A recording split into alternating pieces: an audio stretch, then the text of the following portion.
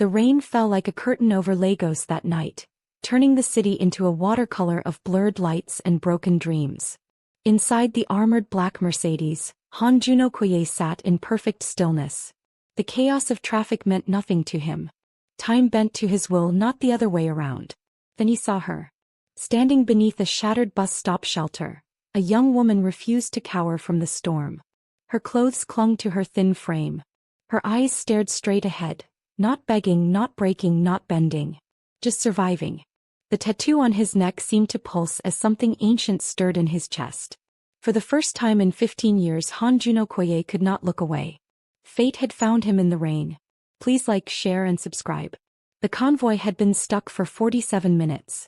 Lagos traffic during the rainy season was a beast that devoured schedules and destroyed patience. But Han Joon-Okoye had neither schedules to keep nor patience to lose. He existed outside the constraints that governed ordinary men. His driver, a former military operative named Emeka, kept his hands steady on the wheel. The two vehicles behind them, filled with security personnel trained in 3 different countries, maintained their positions despite the chaos of honking horns and desperate street vendors weaving between cars. Han Joon barely noticed any of it. The interior of the Mercedes was a cocoon of silence and leather. Climate-controlled. Soundproofed. A mobile fortress that cost more than most Lagos residents would earn in 10 lifetimes. He had been reviewing documents on his tablet, analyzing the quarterly reports from his Tokyo holdings, when the peripheral movement caught his attention. At first she was just another shape in the storm. Lagos was full of people caught in the rain. Street children. Hawkers. The endless parade of humanity struggling against a city that chewed people up and spat them out without mercy. Han Joon had trained himself to look past them years ago. Sentiment was a luxury that men in his position could not afford. But something made him look twice. She stood beneath what remained of a bus stop shelter. A metal frame with a torn plastic roof that provided almost no protection from the driving rain. Her clothes were simple. A faded blue dress that had probably been purchased secondhand from one of the market stalls that sold clothes by the kilo. Plastic sandals that were more holes than material. She was soaked to the bone. And she was not moving. Han Joon leaned slightly forward, his dark eyes narrowing as he studied her through the rain-streaked window. Most people in her situation would be huddled, arms wrapped around themselves, shoulders curved inward against the cold and the wet. They would be looking around desperately for better shelter, or staring at the ground in defeat. This woman did neither. She stood straight. Her chin was lifted slightly, almost defiantly. Her eyes, large, dark, luminous even in the storm, gazed at some fixed point in the distance. Not at the traffic. Not at the luxury vehicles that represented a world she would never touch. Not at anything in particular. She was looking at something only she could see. Han Joon felt something shift in his chest. A sensation so unfamiliar that it took him a moment to identify it. Curiosity. He had not been curious about another human being in years. He had learned early that curiosity led to connection, and connection led to vulnerability, and vulnerability led to death. His father had taught him that lesson. His mother's murder had confirmed it. Yet here he sat, unable to tear his gaze away from a stranger in the rain. She swayed slightly, and Han Joon's hand moved toward the door handle before his conscious mind registered the movement. He caught himself, fingers frozen an inch from the leather grip, and forced his hand back to his lap. What was he doing? He was Han Joon-Okoye, the silent sovereign as his enemies called him. A man who controlled financial empires spanning 3 continents. A man whose word could make billionaires weep and governments tremble. A man who had not acted on impulse since he was 23 years old. He did not rescue strangers from bus stops. The woman swayed again, more pronounced this time. Her hand reached out to grip the metal frame of the shelter, and even from this distance Han Joon could see her knuckles whiten with the effort of staying upright. She was going to collapse. The realization hit him with unexpected force. This woman, this stubborn, proud, foolish woman, was going to fall face first into the muddy street because she was too weak to stand and too proud to sit. She reminded him of someone. The memory came unbidden. His mother, standing in the kitchen of their small apartment in Seoul, refusing to cry even as the blood spread across her dress. Even as the men his father had betrayed kicked down the door. Even as she pushed the 7-year-old Han Joon into the cabinet and told him to stay silent no matter what he heard. She had not begged either. Stop the car. Emika's head turned sharply. After 12 years of service, he knew better than to question Han Jun's orders. But he also knew that stopping in Lagos traffic in this neighborhood, during a rainstorm, was tactically inadvisable. Sir. Did I stutter? The words were quiet. Almost gentle. That was how Han Jun delivered his most dangerous commands. Other men shouted and threatened. He simply spoke and the temperature in any room dropped 10 degrees. Emika stopped the car. The security vehicle behind them flashed its lights in confusion, but Emika gave a quick hand signal through the window. Stand down. Wait. Han Jun reached for the door handle again. This time he did not stop himself. Sir, the security protocol. I am aware of the protocol. Han Jun paused with the door cracked open, rain immediately speckling the leather interior. I wrote it. He stepped out into the storm. The rain hit him like a wall of cold needles, instantly soaking through his custom-tailored suit. A suit that cost more than the average Nigerian worker earned in 3 years. He did not care. Material possessions were tools, nothing more. They could be replaced. Cleaned. Discarded. Whatever was drawing him toward that bus stop could not. The woman did not notice him at first. Her eyes were still fixed on that distant point, and as Han Jun approached, he realized with a start that she was not looking at nothing. She was looking at a poster on the wall across the street.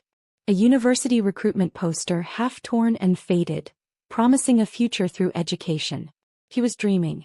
Even now. Even starving. Even soaked. Even dying on her feet in a Lagos rainstorm. He was still dreaming of something better. Han Jun stopped 3 feet away from her. Close enough to see the exhaustion carved into her features. The hollows beneath her cheekbones that spoke of missed meals. The proud set of her shoulders that refused to acknowledge defeat. She was beautiful. The thought surfaced before he could suppress it. Not beautiful in the way his world defined beauty. The painted, polished, surgically enhanced women who threw themselves at his wealth. This was a different kind of beauty. Raw. Forged in suffering and tempered by pride. He had never seen anything like it. You need to sit down.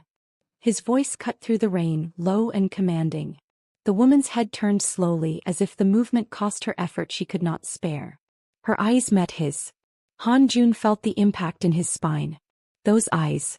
Dark brown, almost black, with flecks of gold that caught the streetlight. Eyes that held pain and pride in equal measure. Eyes that looked at him, at his obviously expensive clothes, at his handsome face, at the aura of power that surrounded him like a physical force, and showed no fear. Most people feared him on sight. Even before they knew who he was. Something about his presence triggered an instinctive warning in the primitive parts of the human brain. Predator, their instincts screamed. Danger. This woman's instincts apparently had not received the message. I'm fine, she said. Her voice was stronger than he expected. Hoarse probably from thirst, but clear. Educated. The accent was pure Lagos, but the grammar was precise. University educated or close to it. You're about to collapse. Then I'll collapse. Her chin lifted another fraction of an inch. It's not your concern. Han Jun felt his jaw tighten. He was not accustomed to being dismissed. He was not accustomed to being told what was or was not his concern. He had killed men for lesser offenses against his authority. But something about the steel in her voice made him want to smile instead. Do you know who I am? It was a test. A simple one. If she recognized him, it would change the dynamic entirely. It would mean she was either brave to the point of foolishness or desperate enough to gamble on his interest. Her eyes swept over him again. The soaked suit, the Italian leather shoes now ruined by mud, the Cartier watch worth more than most houses. Then her gaze landed on his neck, where the edge of his tattoo was visible above his collar. The Korean characters merged with West African symbols. An inheritance from his father. A reminder from his mother. The mark of a man caught between two worlds and master of both. Recognition flickered in her eyes. Not of him specifically, she did not know his name, his empire, his crimes. But she recognized the tattoo for what it represented. Power. No, she said quietly. But I know what that mark means. And what does it mean? It means you're dangerous. Yet you're still talking to me. A ghost of something crossed her face. Not quite a smile. More like the memory of one from a time when she still had reasons to smile. I'm already dying, she said simply. What's the worst you could do? Han Joon studied her for a long moment. The rain continued to fall, soaking them both. His security team was undoubtedly having collective heart attacks watching their boss stand exposed in a Lagos street, having a conversation with a homeless woman like it was the most natural thing in the world. Let them panic. You're not dying, he said finally. Not tonight. You don't know anything about me. I know you're too proud to beg. He took a step closer, close enough now to see the water droplets caught in her eyelashes. I know you're educated enough to read that poster and dream about the future you lost. I know you haven't eaten in at least 2 days, probably 3. And I know that if I walk away right now, you'll be dead by morning. Her composure cracked. Just barely. Just a flicker of vulnerability in those magnificent eyes before she rebuilt her walls. So what? So I'm not going to walk away. The words hung between them, heavier than the rain. Han Joon did not make offers. He made demands. He made threats. He made promises that men prayed he would forget. But he had never made an offer like this. I don't want your charity, she said, and her voice wavered for the first time. I don't want your money. I don't want. I'm not offering charity. He held out his hand. The tattoo on his wrist, a different design, older, the first mark he had received at age 16, caught the light. I'm offering a choice. You can stay here and die with your pride intact. Or you can take my hand and live. And what happens if I live? The question was sharper than he expected. More intelligent. She was asking what he wanted. What the cost would be. What she would have to trade for survival. Smart girl. I don't know yet, Han Joon admitted. It was the truth. He had not felt truth on his tongue in so long that the sensation was almost foreign. But I promise you this, whatever happens next, it will be your choice. Always. She stared at him. The rain had plastered her hair to her face, outlining her skull in a way that made her look fragile and fierce all at once. Her body trembled with cold and hunger. Her fingers, still gripping the metal frame, were white as bone. But her eyes never wavered. Why? She whispered. Why me? There are thousands of people like me in this city. Hundreds of thousands. You could drive past every day for the rest of your life and never look twice. Why did you stop for me? Han Joon considered the question. It deserved an honest answer, and he was surprised to find that he wanted to give one. Because you weren't looking at me, he said finally. Everyone in this city looks at cars like mine with hunger. With envy. With desperation. But you were looking at that poster. You were looking at the future. Even when you had none. He stepped closer still until they were nearly touching. Until he could see the pulse fluttering in her throat like a trapped bird. That kind of hope should not die in a rainstorm. Something broke in her expression. Something that had been holding her together, keeping her standing, keeping her fighting for days or weeks or months. A tear slipped down her cheek, invisible among the raindrops. And then she took his hand. Nia Adeyemi had stopped believing in miracles 243 days ago. That was when her world had ended. When the phone call came about her father's death. When the lawyers arrived to explain that everything, the house, the savings, the investments, had been seized to cover debts she had never known existed. When she discovered that the man she thought she would marry had vanished with her family's last reserves of cash. 243 days of survival. Of sleeping in bus stations and church doorways. Of eating whatever she could find whenever she could find it. Of watching the last remnants of her former life slip away like water through cracked hands. She had stopped believing that anything good would ever happen to her again. Yet here she was. The interior of the Mercedes was like another planet. The leather seats were softer than any bed she had slept in during the past 8 months. The temperature was perfect. Warm enough to stop her shivering, cool enough to breathe. The silence was absolute, broken only by the soft hum of the engine and the steady rhythm of the rain. And across from her sat a man who looked at her like she was a puzzle he intended to solve. Han Joon-Okoye. She had heard the name before. Whispered in dark corners. Mentioned in news reports about billion-dollar investments and mysterious corporate takeovers. The half-Korean, half-Nigerian tycoon who had emerged from nowhere 15 years ago and built an empire that spanned continents. The stories about him were contradictory. Some said he was a legitimate businessman. Others said he controlled criminal enterprises across 3 countries. Some said he was ruthlessly cruel. Others said he was coldly fair. All the stories agreed on one thing: he was dangerous. Yet he had stopped for her. Your name. It wasn't a question. He spoke like someone who expected answers, not permission. Nia, she heard herself say. Nia Adeyemi. He repeated it silently, his lips moving around the syllables as if tasting them. Something about the way he said her name, even soundlessly, sent a shiver down her spine that had nothing to do with the cold. Tell me what happened to you. And not a question. But this time there was something softer beneath the command. Almost gentle. Almost human. Nia found herself talking. She told him about her father. About the import-export business he had built over 30 years. About the university she had been attending, final year accounting degree, 3 months from graduation. About the phone call that had shattered everything. She told him about the debts. The lawyers. The endless parade of creditors who had descended like vultures on her father's corpse. The discovery that trusted business partners had been systematically stealing from the company for years, and that her father had died not of a heart attack as officially reported, but of despair. She told him about David.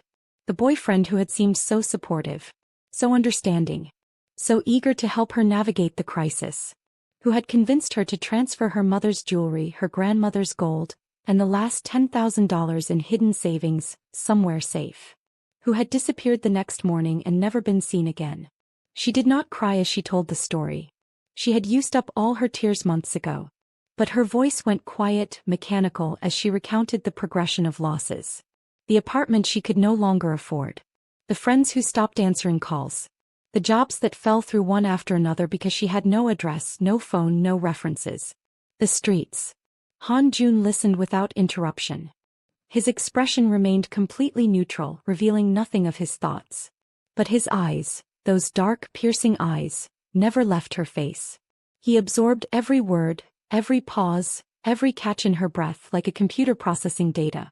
When she finished, silence filled the car. The rain had stopped. Nia hadn't noticed when.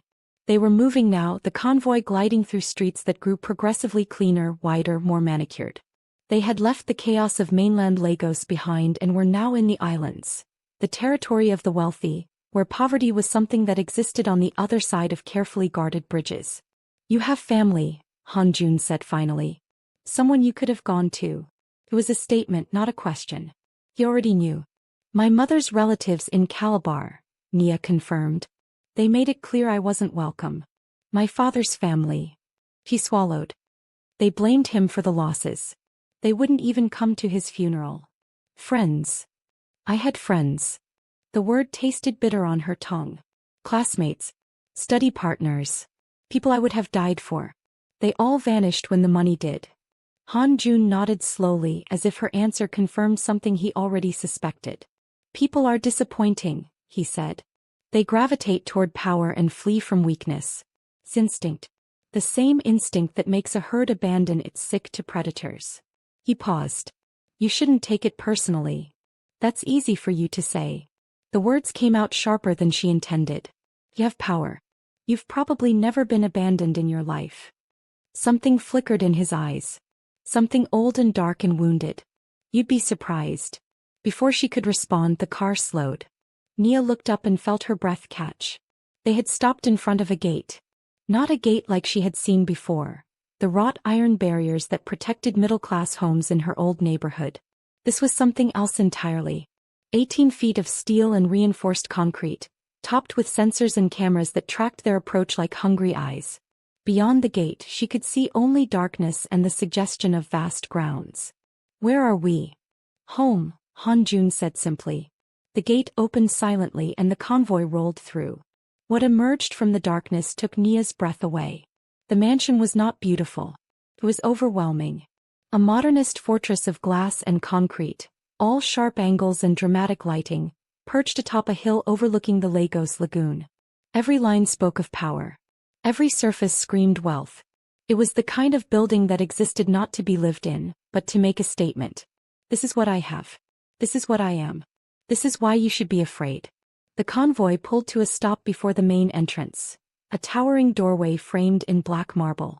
Staff materialized from nowhere, uniformed and efficient, opening doors and producing umbrellas despite the fact that the rain had stopped. Han Jun stepped out of the car and turned to offer Nia his hand. She hesitated. This was the moment. The threshold. If she stepped out of this car and into that house, she would be entering a world she did not understand, governed by rules she did not know, controlled by a man whose power she could barely comprehend. Everything in her screamed warning. But she took his hand anyway. What choice did she have? The interior of the mansion was even more overwhelming than the exterior. Soaring ceilings. Walls of glass that looked out over the lights of the lagoon. Art that she recognized from textbooks. Actual masterpieces, not reproductions, displayed casually like they were decoration rather than priceless artifacts. And everywhere the subtle signs of security. Cameras in corners. Doors that required biometric access. Staff who moved with the controlled precision of trained professionals. This was not a home. It was a fortress. You'll need to see the doctor. Han Jun's voice cut through her daze. He had removed his ruined jacket and she could see more of the tattoo now. The designs that crawled up his neck and disappeared beneath his collar, stark against his skin. The combination of Korean characters and Nigerian symbols should have looked strange. Instead it looked right. Like a map of the dual heritage that had created him. I don't need a doctor. You can barely stand. His tone left no room for argument. You're dehydrated, malnourished, and probably fighting off 3 different infections. You'll see the doctor, you'll eat what they give you, and you'll sleep in an actual bed. Those are not requests. Nia felt something flare in her chest. Pride maybe. Or the ghost of pride. I thought you said everything would be my choice. Han Jun paused. For a moment something almost like surprise crossed his features. I did say that, he acknowledged. But some choices are non-negotiable. Your health is one of them. He stepped closer and Nia found herself trapped by his gaze. You can choose to leave tomorrow. You can choose to never see me again. But tonight you will eat. You will sleep. You will let the doctor ensure you aren't dying of something preventable. He leaned down slightly, bringing his face closer to hers. Because if you die, Nia Adeyemi, I will be very disappointed. The words should have sounded threatening. Coming from a man like him, they should have inspired fear. But there was something in his voice, something soft and almost tender beneath the authority, that made her shiver for entirely different reasons. Why do you care? She whispered. You don't know me.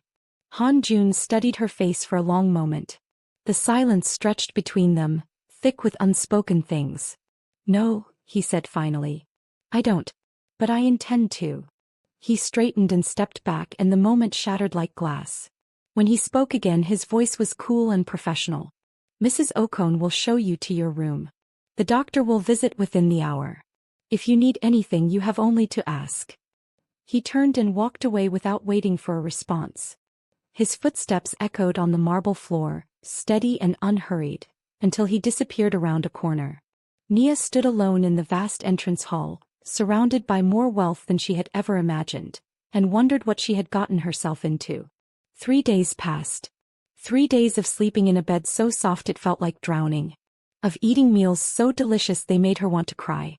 Of doctors and tests and supplements and gentle hands that seemed horrified by the condition of her body. 3 days of seeing no one except the staff. Han Jun had vanished. Nia told herself it was a relief. The intensity of their first meeting had been overwhelming, and she needed time to process. To understand where she was. What she was doing. What any of this meant. But some small, foolish part of her felt his absence like a wound. The room they had given her was larger than the apartment she had grown up in. Floor-to-ceiling windows overlooked the lagoon, and she spent hours watching the boats move across the water like dreams. The closet had been stocked with clothes in her exact size. Elegant, expensive, clearly selected by someone with impeccable taste. The bathroom contained products she could not identify but that made her skin feel like silk. Everything was perfect, and everything felt like a cage. On the 4th morning there was a knock at her door. Nia opened it to find a woman in her 50s, elegantly dressed in traditional Nigerian attire.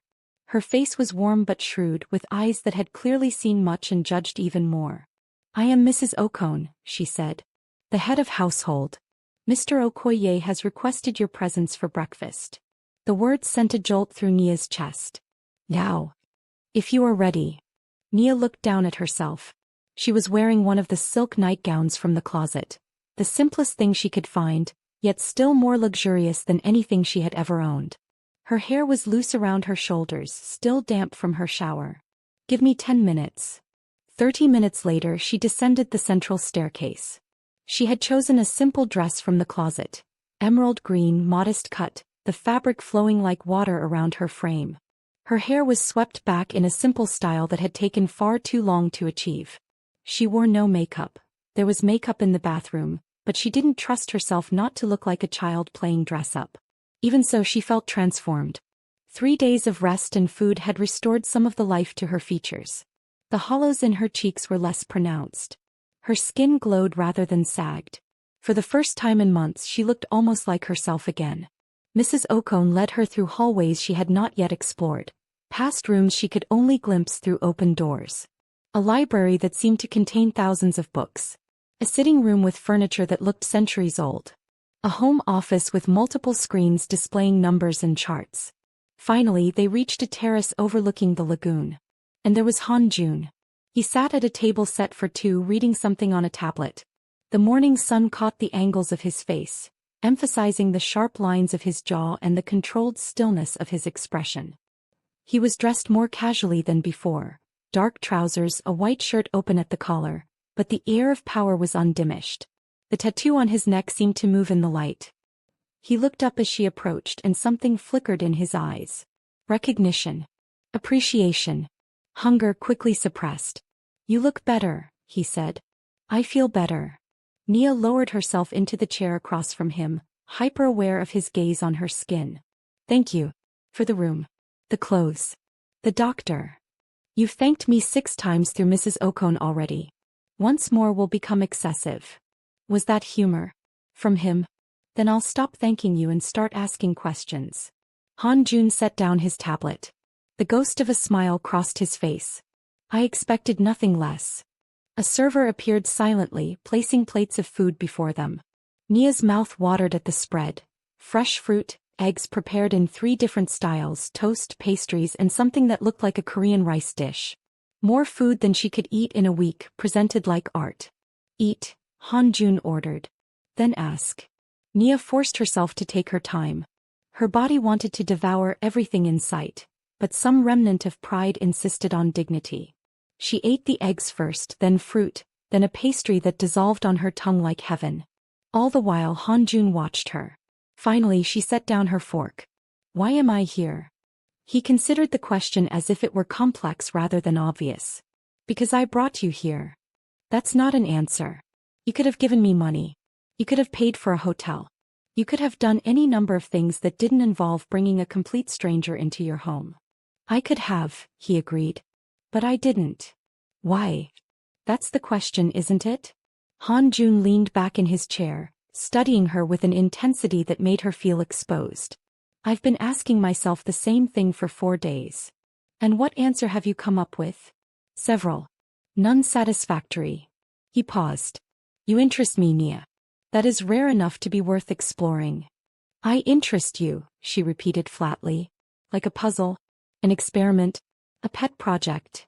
Something hardened in his expression. "Be careful.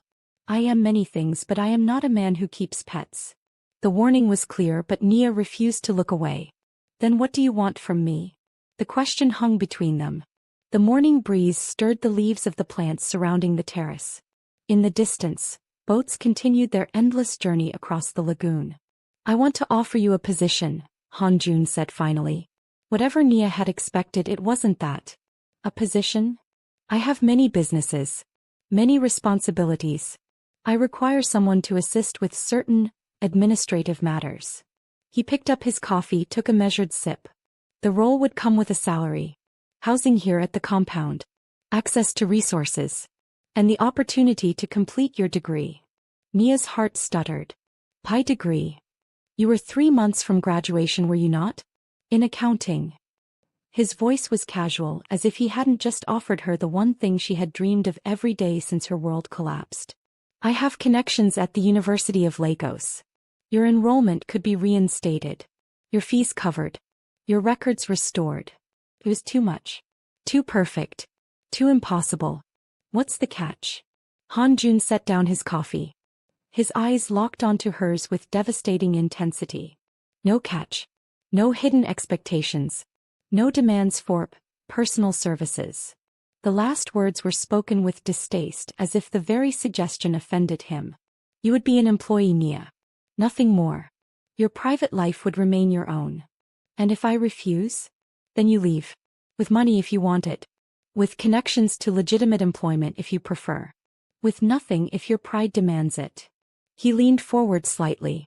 I told you that everything would be your choice. I meant it. Nia's mind raced. It was everything she wanted. Everything she had been dreaming of beneath that broken bus shelter. A chance to finish her education. A job. Stability. A roof over her head that wasn't a doorway or a church alcove. It was also a trap. She could feel it. Even if Han Joon meant every word, even if he truly expected nothing beyond professional services, the dynamic between them would be impossible to ignore. She would be dependent on him. Living in his house. Eating his food. Wearing clothes he paid for. Building a life entirely within his sphere of influence. If she stayed, she would never truly be free. But what was the alternative? Return to the streets?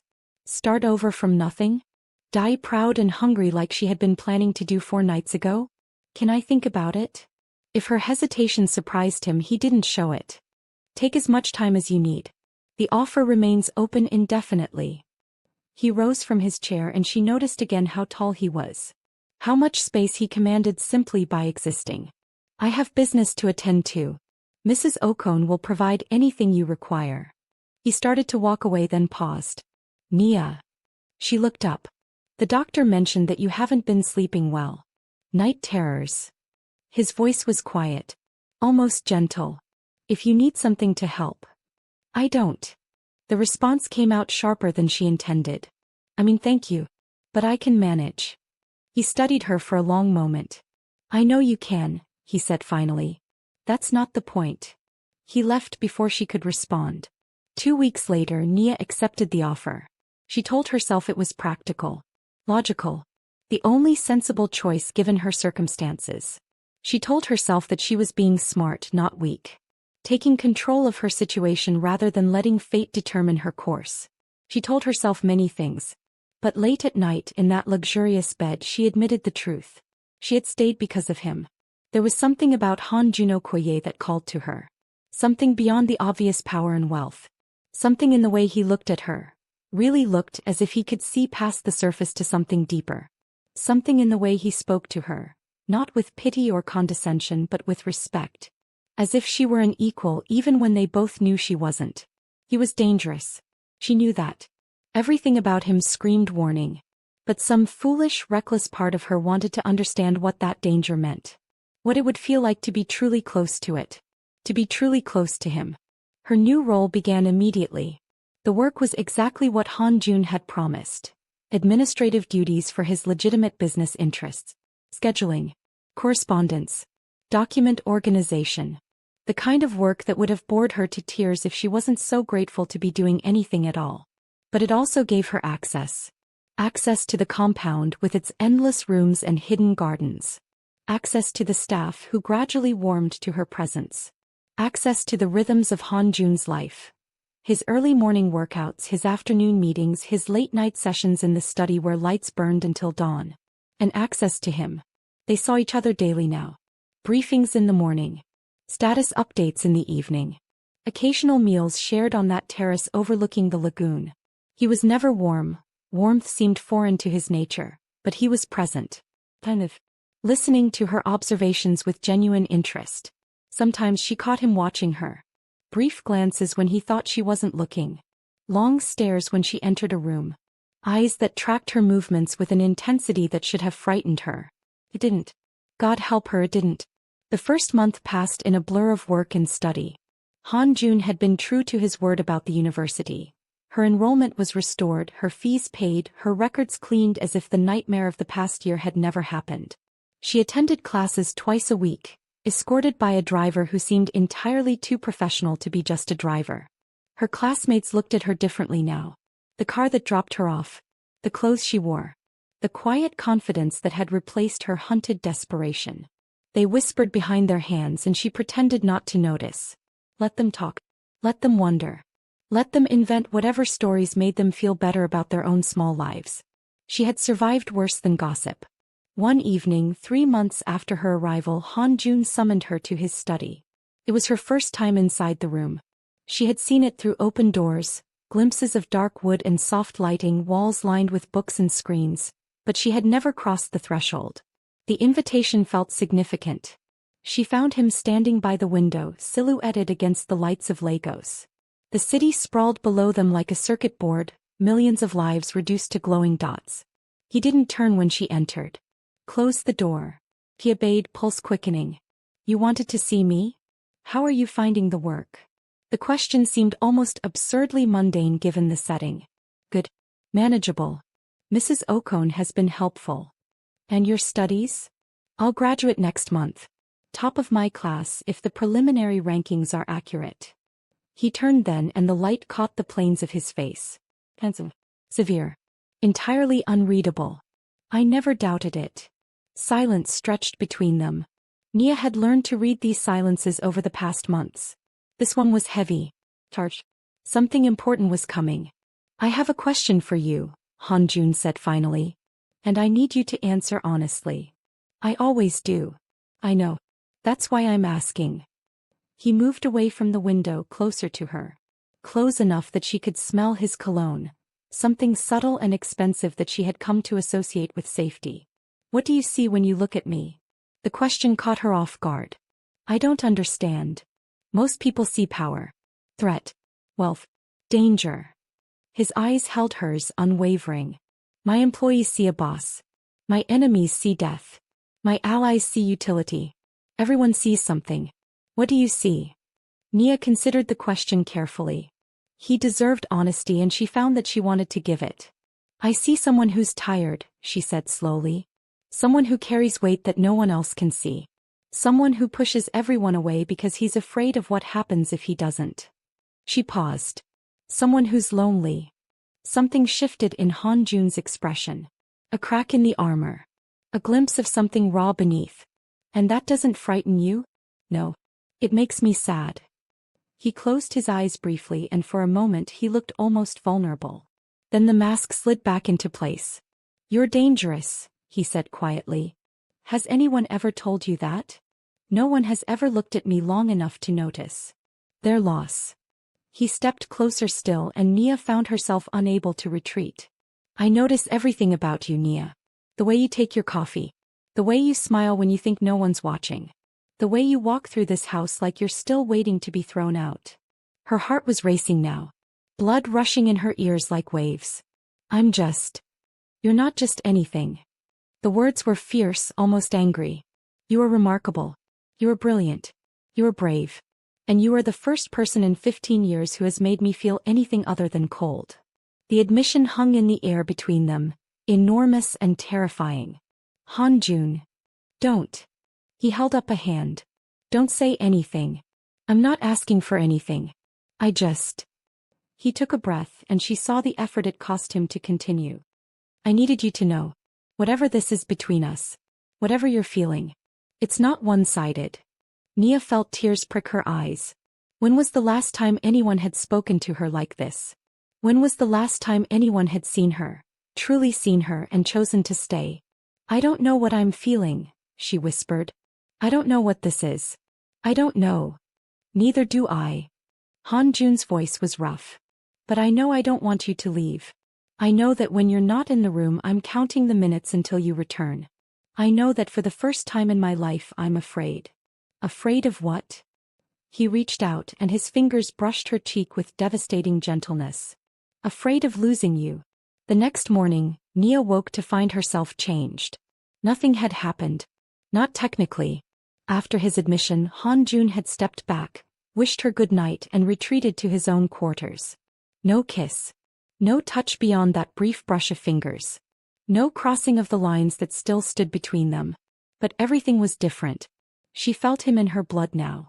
In her thoughts. In the way her body reacted when he entered a room. The air between them crackled with something unspoken and everyone around them noticed. The staff moved more carefully when they were together. Mrs. Okon's knowing glances became more frequent. Even the security personnel seemed to watch them with new interest. Everyone saw what was growing between them. And not everyone was pleased. His name was Daisuke Tanaka. He arrived at the compound 3 weeks after the conversation in the study, a lean, elegant man in his mid-40s, with silver-streaked hair and eyes like chips of ice. He wore traditional Japanese business attire with careless perfection and carried himself with the air of someone who expected obedience. He was, Nia learned, Han Jun's business partner in Tokyo. One of the silent shareholders in the legitimate empire. And, beneath the surface, something far more dangerous. "You must be the famous Nia," he said when they were introduced, his Korean flawless despite his Japanese name. His eyes traveled over her slowly, assessingly, like a merchant evaluating goods. "June has told me almost nothing about you, which means you must be very important." Nia forced herself to remain calm. "I'm just an employee. No one who lives in the main house is just anything." His smile didn't reach his eyes. "But don't worry. I'm not here to cause trouble." He was lying. Nia knew it immediately with a certainty that went beyond logic.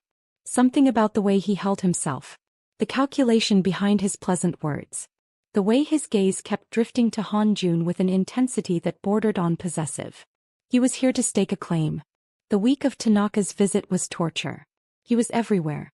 In meetings with Han Jun that lasted hours. At meals where he dominated conversation with stories of their shared history. Business triumphs, dangerous moments, old loyalties that predated Nia's existence by decades. He touched Han Jun constantly. Small gestures that could be explained as friendly but felt like claims. A hand on the shoulder. A pat on the back. An arm slung casually around his waist. And he watched Nia with cold, measuring eyes. "He doesn't like me," she said to Han Jun one evening when they were briefly alone. "Tanaka doesn't like anyone." Han Jun's voice was neutral, but there was tension in the set of his shoulders. "He's suspicious by nature. It's what makes him valuable." "Valuable how?" Pause. "Too long.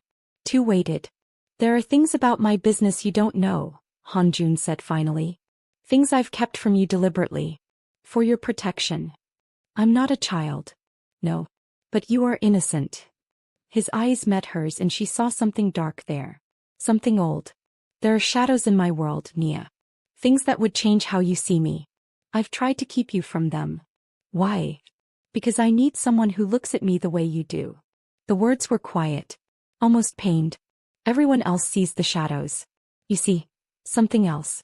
I'm not ready to lose that." Before she could respond, Tanaka appeared in the doorway. "June. We need to talk." His eyes flicked to Nia. "Privately." Something cold slithered down Nia's spine as she watched them walk away together. Something that felt like premonition. The first sign of trouble came 2 days later. Nia was in the library studying for her final exams, when she heard raised voices from Han Jun's study. The walls were thick, she shouldn't have heard anything, but the anger was loud enough to penetrate even that barrier. She couldn't make out the words, but she recognized the tone. Han Jun's icy fury, refined to a cutting edge. And Tanaka's voice, sharp and insistent, pushing back. Then a crash. Something breaking. She was on her feet before she realized she was moving, running toward the study door. She threw it open without knocking. A breach of protocol that could have gotten anyone else fired or worse. And found herself facing a scene that stopped her cold. Han Jun stood behind his desk, perfectly still. His eyes were fixed on Tanaka with an intensity that could have melted steel. His hand rested on the surface of the desk and Nia could see blood welling from his knuckles. He had punched something. Shattered it. Tanaka stood by the window, his face flushed with emotion that looked almost like desperation. Between them, on the floor, lay the fragments of a vase that had probably cost more than most houses. "Nia." Han Jun's voice was too calm. The kind of calm that preceded violence. "Leave." "What's happening?" "Nothing that concerns you." Tanaka's voice was smooth again, his mask back in place. But his eyes told a different story. "Run along, little secretary. The adults are talking. Don't speak to her like that." Han Jun moved so fast that Nia barely saw it. One moment he was behind the desk. The next he had Tanaka pinned against the wall, forearm pressed to his throat. "Don't ever speak to her like that," he repeated, his voice soft and deadly. "Or we'll find out whether our partnership is worth more than your life." Tanaka's eyes were wild, his breath coming in gasps. But even now, with death inches away, he smiled. There it is, he whispered. I knew it. You're compromised. The great Han Joon-Okoye, brought down by a street girl with pretty eyes. Han Jun's arm pressed harder. Tanaka's face began to purple. Stop. Nia ran forward, grabbing Han Jun's arm. Stop, you're killing him.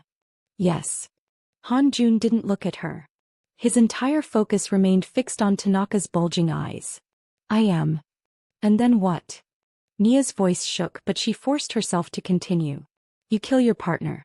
Then his people come for revenge. Then more people die. Then more. And where does it end? For a long, terrible moment nothing changed. Then Han Jun released his grip.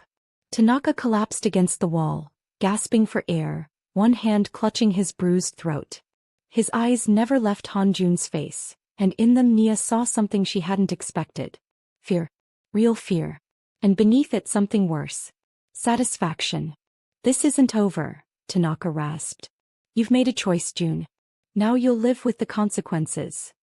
He straightened, adjusted his rumpled clothing with hands that trembled slightly, and walked past Nia without another glance. The door closed behind him with soft finality. Silence filled the study. Nia turned to Han Jun. His eyes were closed. His hands, bloodied and raw, hung at his sides. He looked, for the first time since she had known him, utterly exhausted. What did he mean? She asked quietly. What consequences? Han Jun opened his eyes and she saw something there that made her heart ache. Resignation. It means you're in danger now, he said. Because of me. Because I couldn't keep my distance. Because I let myself feel something I should have known better than to feel. That's not. It is. He cut her off, his voice sharp. I told you there were shadows. I told you my world would change how you see me. He laughed, a hollow sound without humor. Tanaka just made sure that's going to happen sooner rather than later. Tell me. Nia stepped closer, heart pounding. Whatever it is, just tell me. Han Jun looked at her for a long moment. Then he said the words that shattered everything. I'm the head of the Kurokai Syndicate. I control criminal enterprises across Asia and West Africa. And 3 months ago my enemies began looking for you, Nia. Not because of me. He paused and his voice softened with something almost like sorrow. Because of your father. The world tilted beneath her feet. What? Your father didn't die of a heart attack or despair. He was murdered. By people who wanted something he had. Han Jun's eyes held hers, unflinching. Something he hid before he died. Something that, as his only heir, they believe you can lead them to. I don't know what you're talking about. I don't have anything. I know. He reached out and his bloodied fingers brushed her cheek. But they don't believe that. They've been hunting you for months. The only reason they haven't found you is because you've been invisible. Homeless. Lost. And now I'm here. The pieces clicked together with horrifying clarity. Living in your house. Working for you. Visible. Yes. Because you brought me here. Yes. You knew. The words came out broken. You knew what was after me and you brought me here anyway. Yes. Nia stepped back, Han Jun's hand falling away from her face. She felt cold. Numb. Like the world had shifted and she hadn't noticed until now that she was falling. Why? Because I could protect you here. Han Jun's voice was steady, but she could see the strain in his eyes. Because out there alone you would have been found within days. Because the moment I saw you standing in that rain, I knew I couldn't let that happen. So you lied to me. I withheld information. To protect you. You made me trust you. You made me feel. She stopped, the words catching in her throat. You made me believe this was real. It is real. Something cracked in Han Jun's composure. Everything I've said to you is real. Everything I feel is real. The only thing that wasn't real was your safety. Tears spilled down her cheeks now, hot and bitter. I believed you, she whispered. I believed you when you said I had a choice. When you said I could leave. When you said, you can leave. His voice was rough. Right now. Take the car. Take money. Go wherever you want. I won't stop you. And then what? Your enemies find me? Kill me for something I don't have. I'll protect you. Even if you leave. I'll find a way. How? The word came out sharp. How will you protect me if I'm gone? You can't. You know you can't. That's why you brought me here in the first place. Silence fell between them, heavy as stone.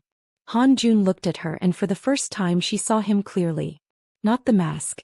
Not the power. Not the danger. Just a man standing in the wreckage of the only plan he had, watching the woman he loved realize the truth of what he was. I'm sorry, he said softly. I'm sorry I lied. I'm sorry I wasn't strong enough to do this differently. I'm sorry that my world has touched yours. He paused. But I'm not sorry I brought you here.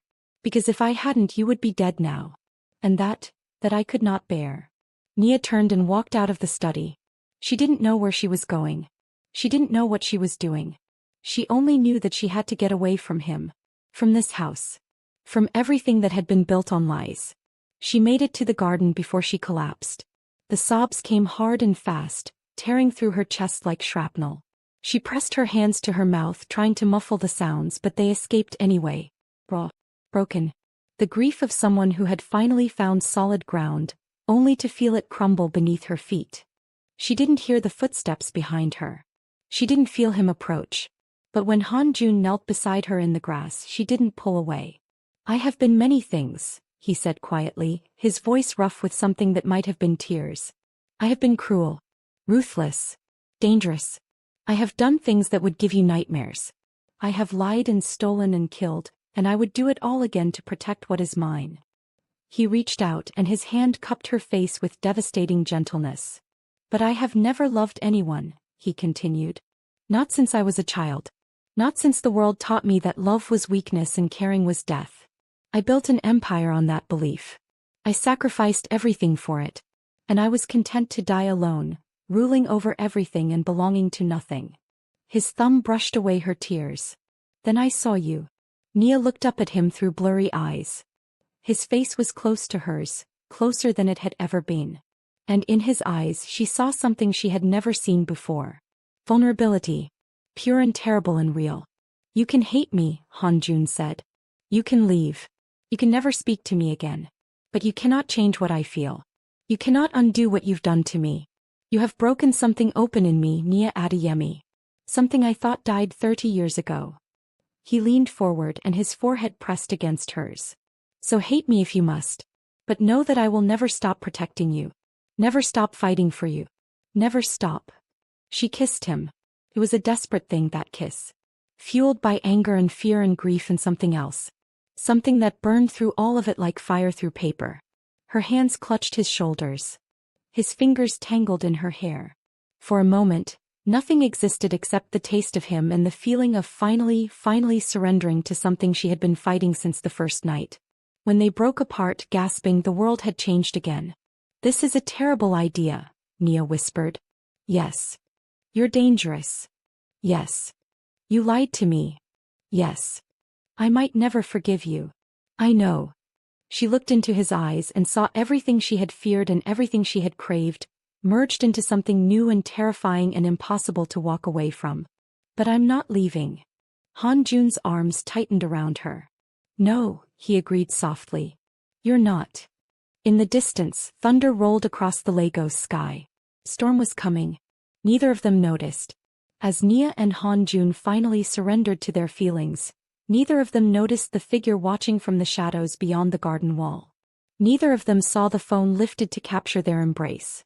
Neither of them heard the quiet words spoken into a secure line. We found her. She's with the Kurokai boss. Prepare the extraction team. And 1,000 miles away, in a Tokyo penthouse filled with the enemies Han Jun had been fighting for a decade, a woman smiled as she received the message. A woman with cold eyes and older wounds. A woman who had been waiting for this moment for 30 years. His mother hadn't died in that apartment in Seoul. She had survived. She had become something far worse. And now she was coming for everything her son loved. The days that followed were the most dangerous kind.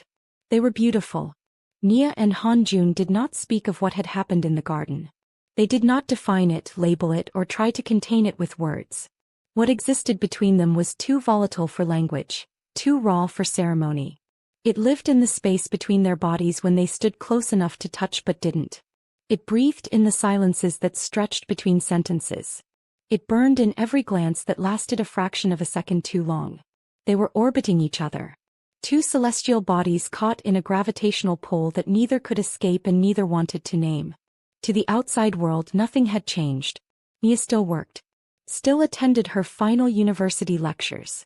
Still moved through the mansion with quiet grace, managing schedules and correspondence with professional precision. Han Joon still conducted his business with the cold efficiency that had built his empire. Still took meetings behind closed doors. Still spoke in measured sentences that revealed nothing. But beneath the surface, everything was different. He left flowers on her desk. Not grand bouquets, single stems. A white orchid on Monday. A deep red rose on Wednesday. A sprig of jasmine on Friday. No note. No explanation. Just a silent offering that said more than any speech. She started bringing his coffee to the study at precisely 10 o'clock each night. Not because it was her job, it wasn't, but because she had learned that 10 o'clock was when the weight of his world pressed hardest. When the screens glowed with information that made his jaw clench and his tattoo seem to darken against his skin. She would set the cup down and sometimes their fingers would brush. And in that brief contact, a fraction of a second skin against skin, entire conversations would pass between them. Are you all right? I'm here. I know. Is that enough? It's everything. Mrs. Okon watched it all with the careful eye of a woman who had served powerful men for 3 decades. You're playing with fire, child, she told Nia one morning when they were alone in the kitchen. And not the ordinary kind. The kind that burns down empires. I'm not playing with anything. No, Mrs. Okon agreed, her voice softening. You're not. That's what worries me. When people play they can stop. What I see between you two, there is no stopping. Nia wanted to argue. But the old woman was right. There was no stopping. The approaching danger was invisible, but Han Joon felt it the way animals felt earthquakes. In his bones, in the subtle wrongness of the air. Tanaka had left the compound 6 days ago, and the silence since then was deafening. In Han Joon's world, silence was never peaceful. It was tactical. He doubled the security. Added surveillance teams. Brought in a Korean intelligence specialist named Park Soo-min. A woman in her 60s with steel-gray hair and eyes that had seen the inside of every intelligence agency in Asia. She arrived without luggage, without ceremony, and without a single unnecessary word. Someone has been probing your financial networks, she told him on the second day, sitting across from him in the study with her hands folded like a schoolteacher. Subtle. Professional. Someone with access to banking infrastructure in Japan, Korea, and Nigeria. Tanaka. Possibly. But the pattern suggests someone with deeper reach. Tanaka has resources, but this level of penetration requires institutional support. She paused. Government level. Or former government. Han Joon felt something cold settle in his stomach. What about the girl? Nia Adeyemi. Park produced a tablet, displaying a dossier that made Han Joon's stomach clench. Her father, Chidi Adeyemi, ran a legitimate import-export business for 30 years. But 7 years ago he was approached by a consortium operating out of Tokyo. They needed a West African front for moving financial instruments, bonds, certificates, digital tokens, across jurisdictions without triggering compliance alerts. He agreed. He had no choice.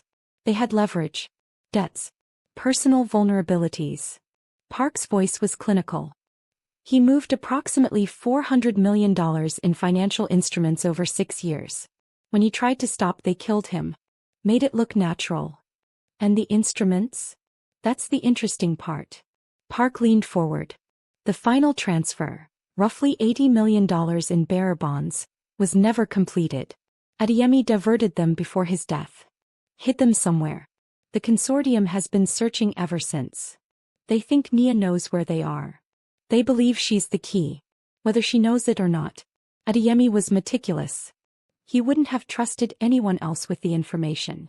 Park studied Han Joon with those penetrating eyes. If the consortium finds her before we find those bonds, they will take her apart to extract whatever she knows. Literally. Han Joon's hand curled into a fist. The tattoo on his knuckles, a dragon coiled around Korean script, stood out like a brand. That will not happen. Then we need to find the bonds first. Park paused. And we need to tell her what we know. She may hold the key without realizing it. A memory. A phrase. Something her father said or gave her that didn't seem significant at the time. Han Jun closed his eyes. Telling Nia meant exposing her to more of his world. More darkness. More danger. More reasons to look at him and see a monster instead of a man. But keeping her ignorant might kill her. "I'll tell her tonight," he said.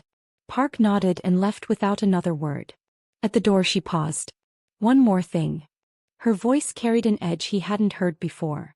"The consortium operating out of Tokyo. They have a leader. Someone who has been running operations for approximately 25 years. Someone who built the entire network from nothing. Do we have a name? A code name. They call her the Architect." Park hesitated, something she never did. "Our preliminary intelligence suggests Korean heritage. Possibly Nigerian connections. And the network's founding coincides almost exactly with an event 31 years ago." The cold in Han Jun's stomach turned to ice. What event? A murder in Seoul. A woman named Yoon Soo-jin killed during a gang conflict. Her 7-year-old son was found hidden in a kitchen cabinet 2 days later. Park met his eyes. "Except our latest intelligence suggests the murder scene was staged. No body was ever formally identified. The case was closed based on circumstantial evidence and the confession of a man who was found dead in prison 3 months later." The world went very still. "You're telling me my mother is alive?" "I'm telling you that someone matching her description, her age, and her background has been running the most dangerous financial consortium in Asia for 25 years. Park's voice was careful. "And that consortium is the one hunting Nia Adeyemi." Han Jun said nothing for a long time. When Park left, he sat alone in his study, staring at the wall where his mother's photograph hung.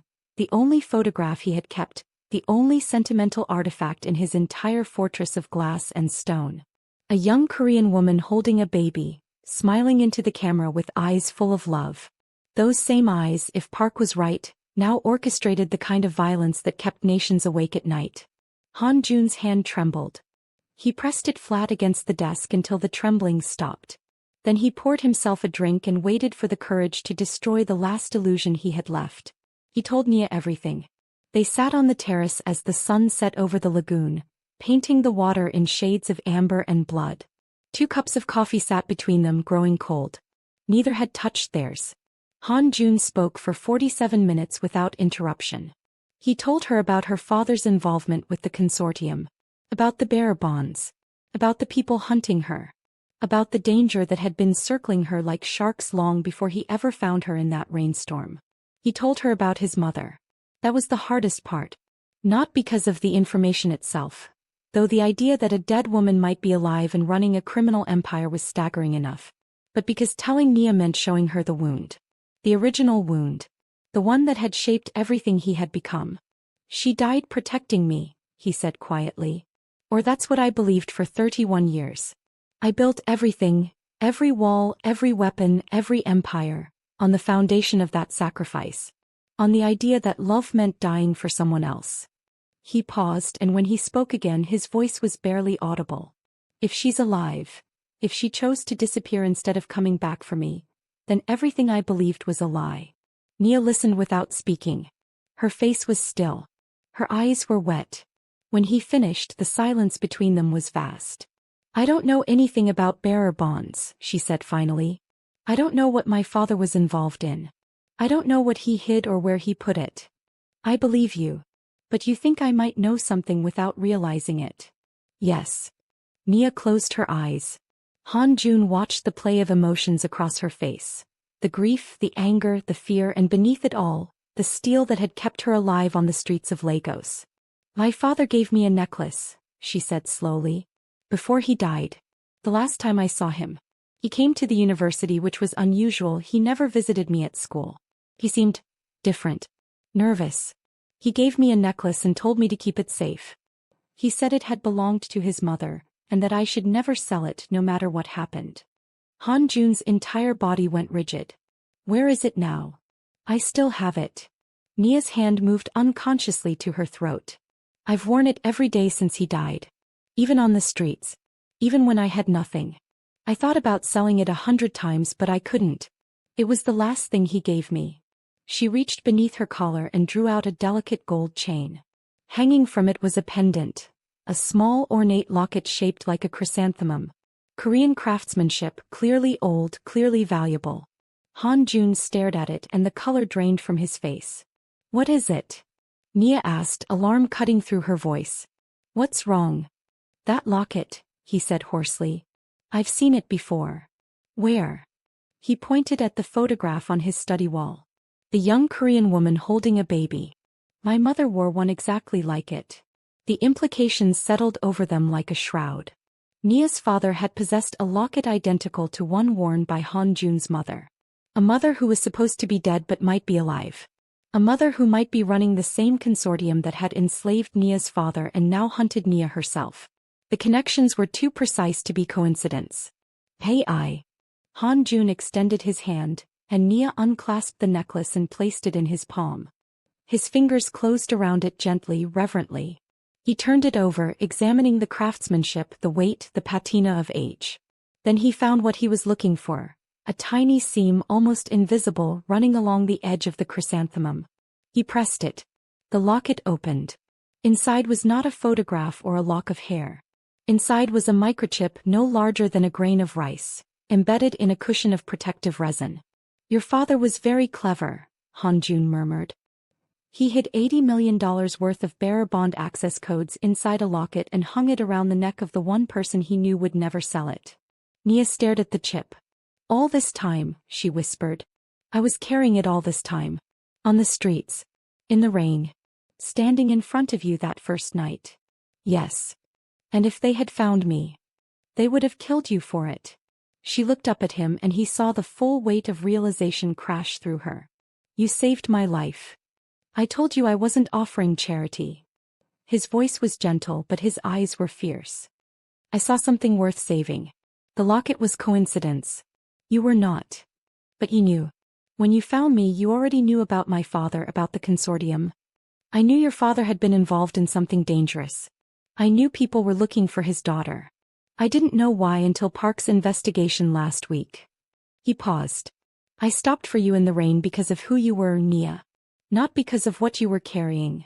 She searched his face looking for the lie. He let her look. He had nothing left to hide. "I believe you," she said at last. And the relief that flooded through him was so intense it felt like pain. "So what do we do now?" she asked. "We use the chip. We verify the bond codes. If they're valid, we have leverage.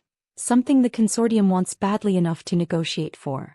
"Negotiate for what?" "Your safety. Permanent protection. An end to the hunting." He closed the locket carefully and placed it back in her hands. "But it has to be your choice. Those codes are yours. Your father left them to you. Whatever happens with them, you decide." Nia held the locket in her palm, feeling its weight, so much more than gold now. She was holding her father's last act of love. His final, desperate attempt to protect her from a world he had never meant to enter. "And your mother?" she asked softly. "If she's really alive, if she's really the one behind all of this, what will you do?" Han Joon's jaw tightened. The tattoo on his neck seemed to pulse in the fading light. "I'll find out the truth," he said. "Whatever it costs." 1 week later, a delegation arrived from Tokyo. 3 black sedans. 8 personnel. And a woman. Nia watched from the second-floor window as the convoy pulled through the gates. Han Joon stood in the courtyard below, flanked by his security team, his posture radiating the controlled menace that had earned him his reputation. The woman who stepped from the lead vehicle was striking. She was perhaps 60, but carried her age like armor rather than burden. Slender. Immaculately dressed in a charcoal suit that looked like it had been stitched from shadow. Her hair, pure white, was pulled back in a severe chignon that emphasized the sharp angles of her face. Korean features. High cheekbones. A jawline that Nia recognized with a shock of vertigo. Because it was Han Joon's jawline. "My God," Nia whispered. Beside her, Mrs. Okon made a small sound of distress. "You should not be watching this. I need to see." Below, the woman stopped 10 feet from Han Joon. For a long moment neither moved. They stood facing each other like mirrors separated by decades and darkness. The same height, the same stillness, the same aura of contained power. Then the woman spoke. Nia couldn't hear the words through the glass, but she saw Han Jun's reaction. He flinched. In 3 months of knowing him, Nia had never seen Han Jun flinch. She had seen him face threats, confront violence, absorb betrayal without so much as blinking. But whatever this woman said made something in his carefully constructed facade crack. Mrs. Okone took Nia's arm firmly. "Come away from the window. Now." Nia allowed herself to be led away, but her mind was racing. The meeting lasted 4 hours. Nia paced her room, unable to focus on anything. He tried to study. The words blurred. He tried to eat. The food tasted like paper. He tried to sleep. Her heart wouldn't slow down. At 11:30 there was a knock at her door. She opened it to find Han Jun. The change in him was immediate and visceral. His eyes, normally sharp and controlled, were raw. Red-rimmed. The kind of eyes that belonged to someone who had been hollowed out from the inside. The tattoo on his neck was partially obscured by what looked like finger marks. Not bruises but pressure marks, as if someone had gripped him there briefly. Possessively. "Can I come in?" His voice was rough. Stripped of authority. Almost human. Nia stepped aside without a word. He walked to the window and stood where she had watched him earlier, staring out at the compound lights. His reflection in the glass looked like a ghost. "It's her," he said. "My mother. Yoon Soo-jin. Alive. 61 years old. Healthy. Powerful." He paused. Completely insane. What did she want? The bonds. Obviously. A bitter laugh escaped him. But also, me. She wants me back. She wants to reunite the family. The last words were spoken with such venom that Nia took an involuntary step back. 31 years. She was alive for 31 years. She watched me grow up from a distance. Watched me suffer. Watched me build everything I have from nothing. And she did nothing. Said nothing. Why? Because she was building her own empire. He turned from the window and Nia saw the full devastation on his face. "She faked her death to escape my father's enemies. But instead of running, instead of starting over somewhere safe with me, she went deeper. She used the connections she had, the knowledge she had, and she built the consortium. From scratch. Over 30 years. She left you. She says she did it to protect me." His voice cracked on the word. "She says that taking me with her would have put a target on both of us. That the only way to keep me safe was to let me believe she was dead." "Do you believe her?" Han Jun was silent for a long time. "I believe that she believes it," he said finally. "But I also know that a woman who can build a criminal empire over 30 years had the resources to come back for me at any point. She chose not to." He sank onto the edge of Nia's bed. The first time he had ever sat on her furniture, the first time he had ever been in her space so intimately, and put his head in his hands. "She wants the bonds. She wants me. She wants to merge our operations into something bigger. Something global." His fingers dug into his scalp. "And she made it very clear that refusing is not an option." Nia sat beside him. Close but not touching. Giving him the choice. "What did she say about me?" Han Jun lifted his head. His eyes met hers and what she saw there made her blood run cold. "She said you're an acceptable loss." The words hit Nia like a physical blow. "She said the bonds are what matter. That once she has them, there's no reason to keep you alive." Han Jun's voice was steady now, controlled by the iron will that had carried him through a lifetime of pain. "She offered me a deal. The bonds in exchange for unlimited resources, protection and partnership. With one condition. Me. You." He reached out and took her hand. His grip was tight. Almost desperate. "She wants me to hand you over. With the bonds. She considers you a loose end." "And what did you say?" Han Jun's fingers interlaced with hers. The tattoo on his wrist pressed against her pulse point and she could feel his heartbeat through the contact. Steady, strong, furious. "I told her that I would burn every empire I've built before I let anyone touch you." His voice was quiet. Final. The voice of a man who had made a decision that could not be unmade. "I told her that whatever she gave me 31 years ago, life, blood, heritage, she lost the right to claim it when she chose power over her own child." Han Jun. "I told her to leave." His eyes held hers. "And I told her that the next time she threatens someone I love, I will end her myself. Mother or not." The word landed between them like a detonation. "Love." He had said it before, in the garden, in fragments, in implications. But never like this. Never with such absolute terrifying clarity. You said love, Nia whispered. I did. You meant it. I never say anything I don't mean. His hand tightened around hers. I love you, Nia. I have loved you since the moment I saw you standing in the rain, refusing to break. I loved you when you challenged me at breakfast. I loved you when you made me feel things I had spent a lifetime trying to kill. I love you now, even though loving you might cost me everything I have. Tears spilled down her cheeks, but she didn't look away. I love you too, she said. God help me, I love you too. He pulled her close and she went willingly, fitting against him like she had been shaped for this. His arms wrapped around her and she felt the trembling he had been hiding, the aftershock of confronting the ghost of his mother, the weight of the choice he had made. For her.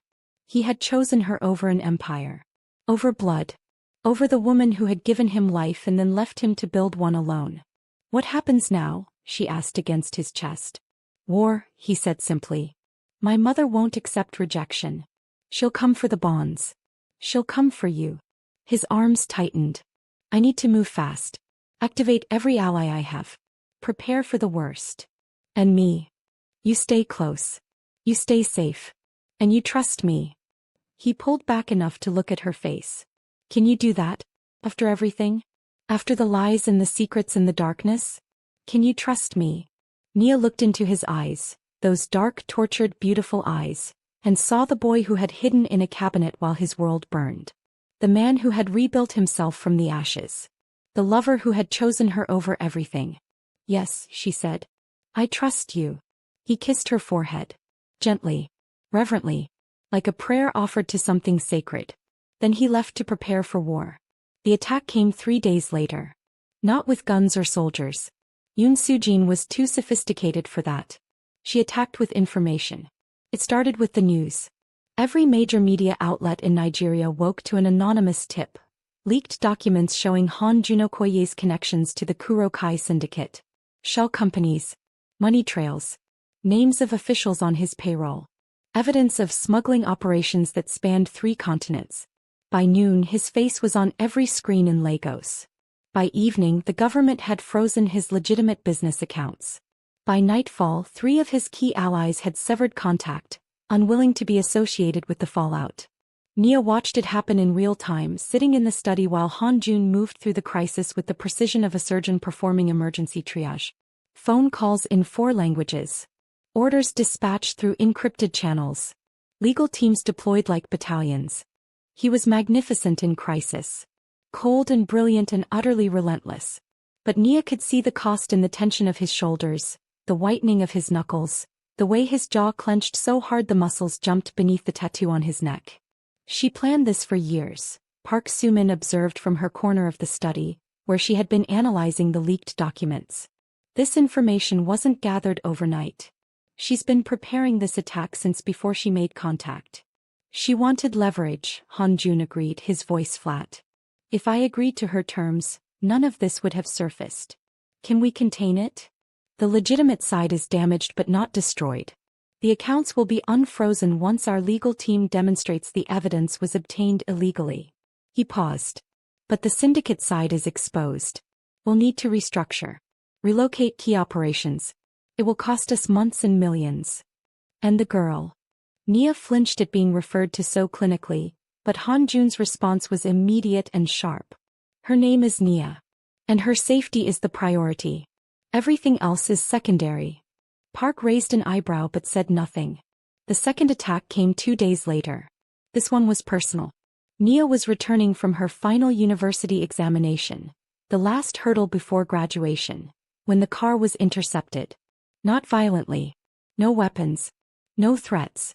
Just a sleek silver vehicle that pulled alongside her at a traffic light, and a window that rolled down to reveal Daisuke Tanaka's smiling face. Miss Adeyemi. How lovely to see you. Nia's driver, one of Han Jun's most trusted operatives, immediately reached for his concealed weapon. But Tanaka raised his hands in a gesture of peace. No need for dramatics. I'm just delivering a message. He held out an envelope. From someone who cares about you very much. I don't want anything from you. It's not from me. His smile widened. It's from your mother. The world stopped. Nia's mother had died when she was 12. Cancer. A slow, terrible decline that had defined the second half of her childhood. My mother is dead. Biologically, yes. But the woman who raised you for the last 7 years of your mother's life, your Aunt Grace Adeyemi? She has some things to tell you. Tanaka's eyes glittered. Things about your father. Things about the necklace you're wearing. Things that Mr. Okoye has neglected to share. The envelope sat on the seat between them after Tanaka's car pulled away. Nia stared at it for the entire drive home, her mind churning. Aunt Grace. Her father's younger sister. The one who had refused to come to his funeral. The one who had turned Nia away when she had nowhere else to go. The one who, apparently, had information that someone wanted Nia to hear.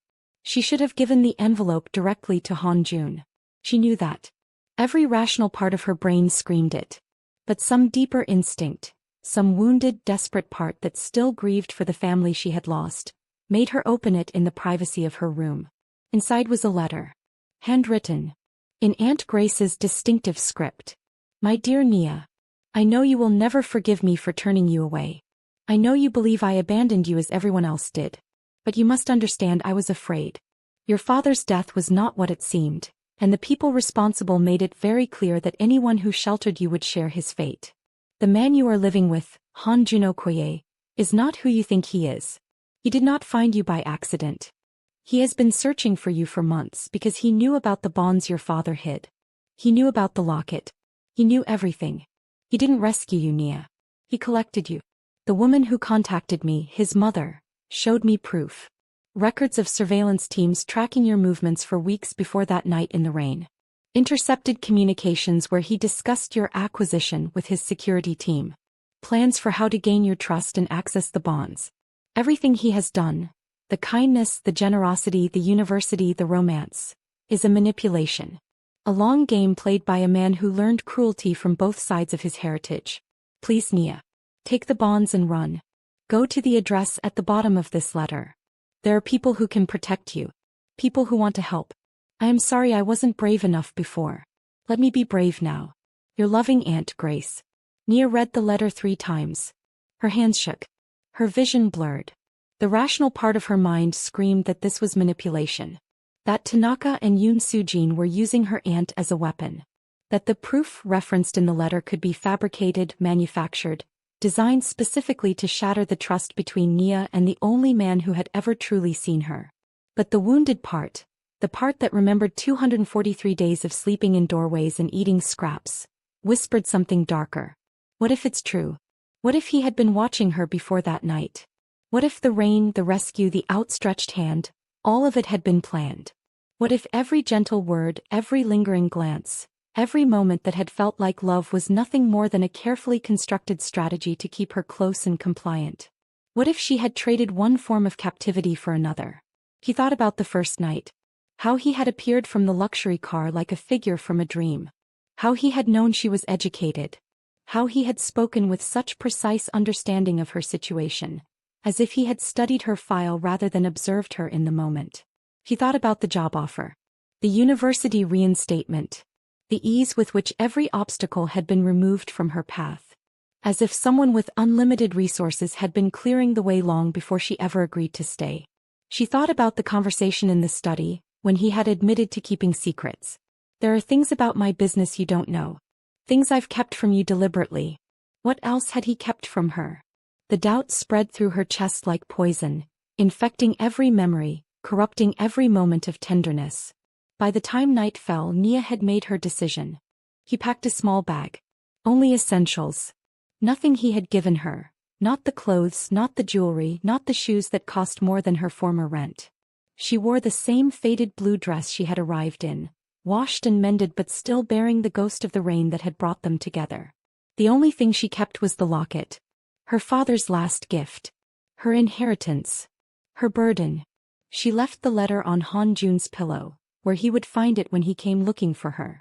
And then in the small hours of the morning, Nia Adeyemi walked out of the fortress that love had built and disappeared into the Lagos night. Han Joon found the letter at 3:47 a.m.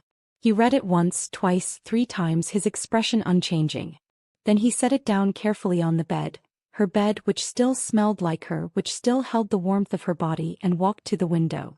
Outside, Lagos slept its fitful sleep. Millions of souls, turning in their beds, dreaming their small dreams.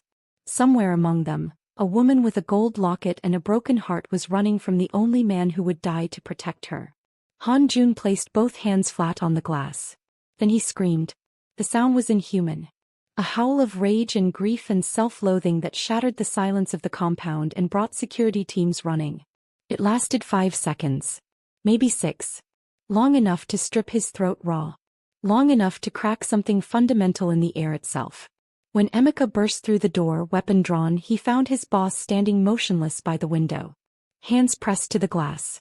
Forehead resting against the surface. Breathing in controlled, measured intervals. Sir. She's gone. The words were calm. Too calm. The calm after something has broken beyond repair. Find her. Sir, if I may ask. You may not. Find her. Every resource. Every contact. Every camera in this city. I want her found before sunrise. Emeka hesitated for one fraction of a second, then nodded and withdrew. Han Jun turned from the window and picked up the letter again. He read it one more time, then set it down and reached for his phone. He dialed a number he had never expected to use. It rang twice. Hello, son. His mother's voice was warm. Musical. The voice of lullabies and bedtime stories, corrupted by decades of power and deception. It made his skin crawl and his heart ache simultaneously. Retract it. Retract what? The letter. The lies you fed to her aunt. The fabricated evidence. His voice was deadly quiet. Retract all of it. Why would I do that? Because if you don't, I will release the bond codes to every law enforcement agency in the world simultaneously. Every transaction your consortium has ever made will be traced, documented, and prosecuted. Your empire will collapse in days. Silence on the line. You would destroy $80 million in assets? I would destroy 80 billion to get her back. More silence. Then a sound he hadn't expected. Laughter.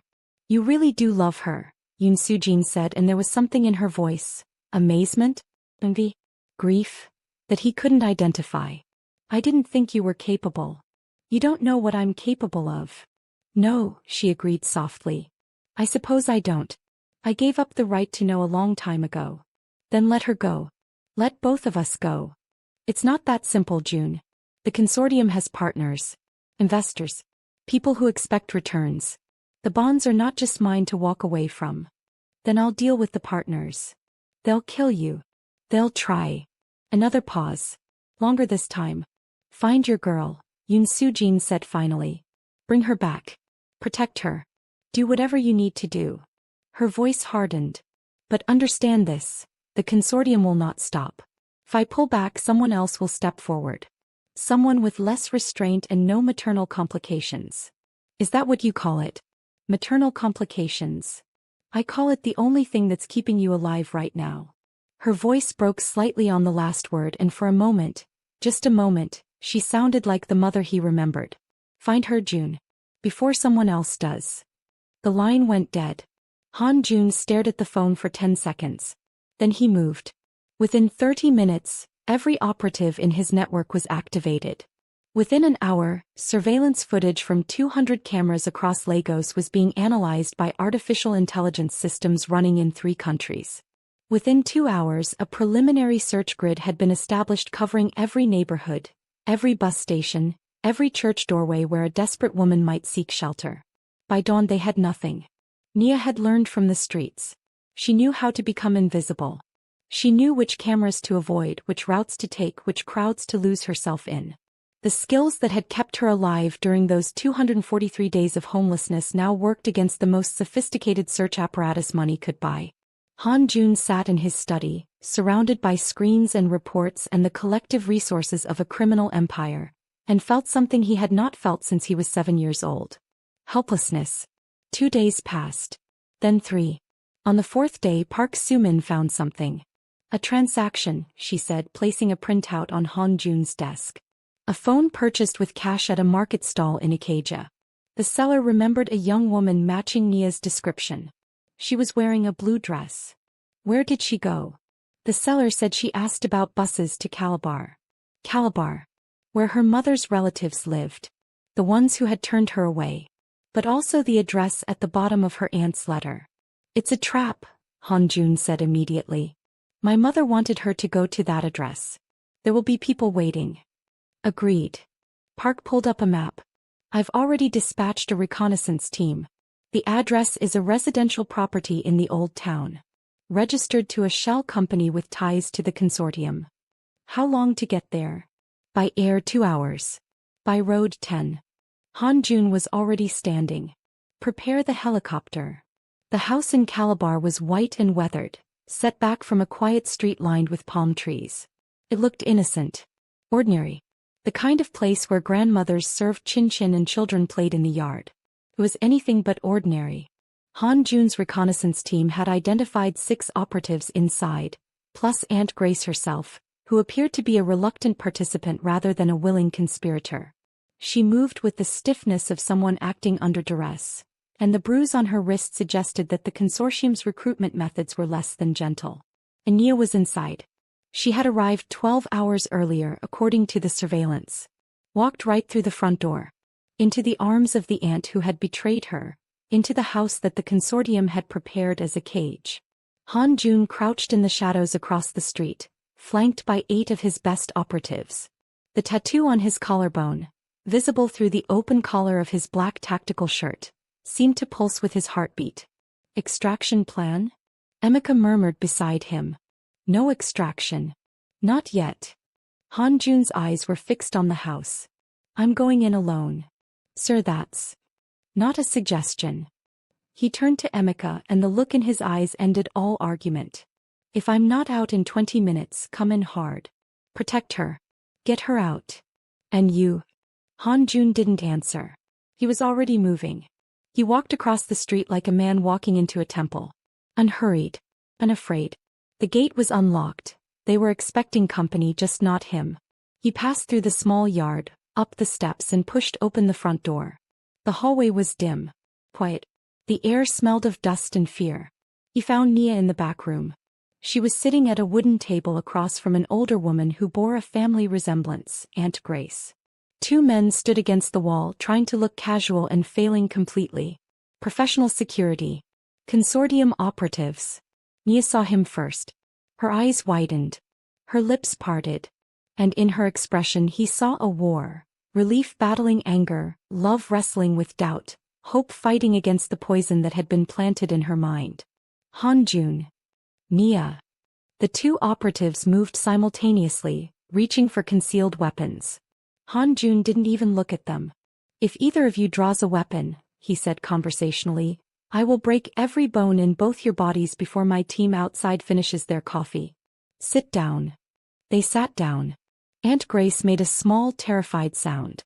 You shouldn't be here, Nia said, her voice carefully controlled. I left for a reason. You left because my mother filled your aunt's head with lies and used your grief as a weapon. Han Joon's voice was calm but his eyes burned. She showed you fabricated evidence. Surveillance records that don't exist. Communications that never happened.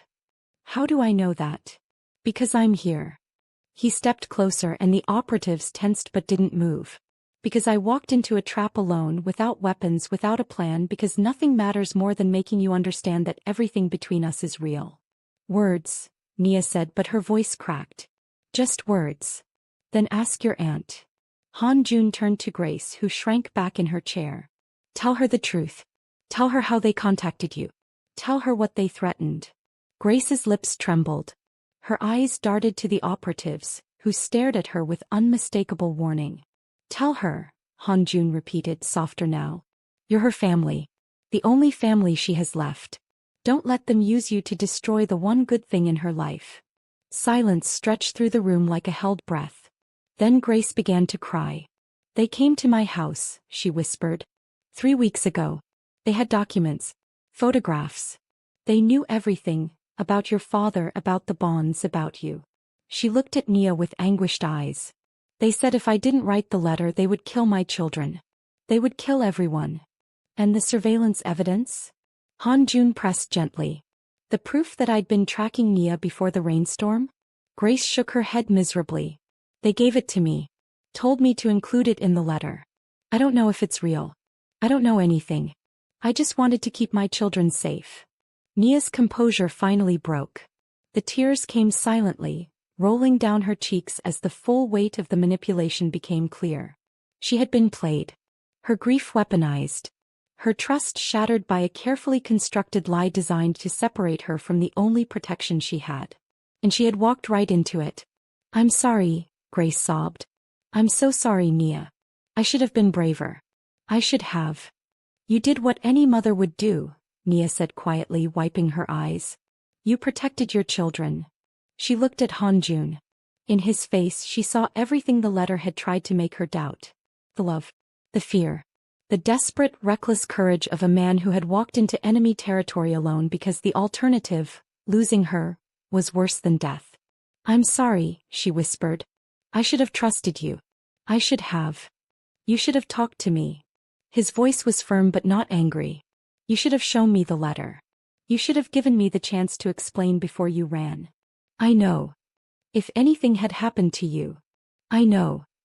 He closed the distance between them in 2 strides, and his hands cradled her face with the gentleness of someone holding something infinitely precious and terrifyingly fragile. Don't ever run from me again, he said, his voice rough with emotion. Fight me. Challenge me. Hate me if you must. But don't run. Because I will always come for you, Nia. Always. And next time the people in my way might not be as lucky as these two. The operatives exchanged uncomfortable glances. I won't run, Nia promised. Never again. He kissed her then. Not the desperate, grief-fueled kiss from the garden. This was different. Slower. Deeper. A kiss that said I choose you and I forgive you and I will never let you go all at once. When they finally pulled apart, the room had changed. The operatives looked defeated. Aunt Grace had stopped crying and was watching them with something like wonder. And the fear that had poisoned the air was gone, replaced by something stronger. Something unbreakable. Now, Han Joon said, straightening up and addressing the room with the authority of a man who had just reclaimed his world. Let's talk about what happens next. What happened next was surgical. Within 48 hours, Han Joon dismantled the consortium's Nigerian operations with the precision of a master chess player sacrificing pawns to checkmate a queen. The bearer bond codes were the key.